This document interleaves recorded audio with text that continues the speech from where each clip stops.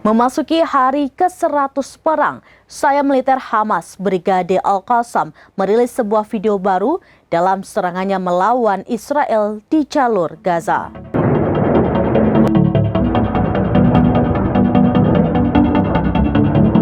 Memasuki hari ke-100 perang, sayap militer Hamas Al-Qassam merilis video baru dalam serangan melawan Israel di jalur Gaza.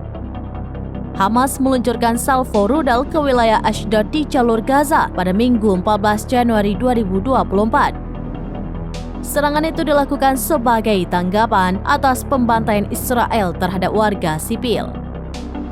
Sementara itu, tentara pendudukan Israel mengatakan serangan tersebut berhasil membuat mereka menjadi kalang kabut.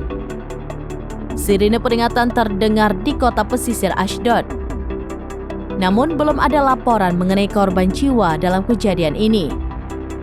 Media Israel melaporkan bahwa sirine juga dibunyikan untuk serangan roket di kota terdekat Gafni dan Ben Sakai. Sebagaimana diketahui, jumlah korban jiwa yang tewas di Gaza akibat pemboman Israel mencapai 23.000 lebih.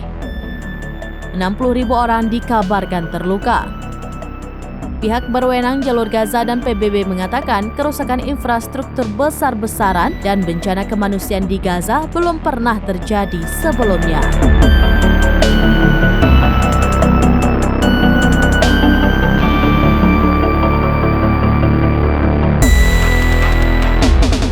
Demikian informasi terkini Syedar Alun. Saksikan terus beragam informasi lainnya. Jangan lupa like dan share seluruh akun serambines.com.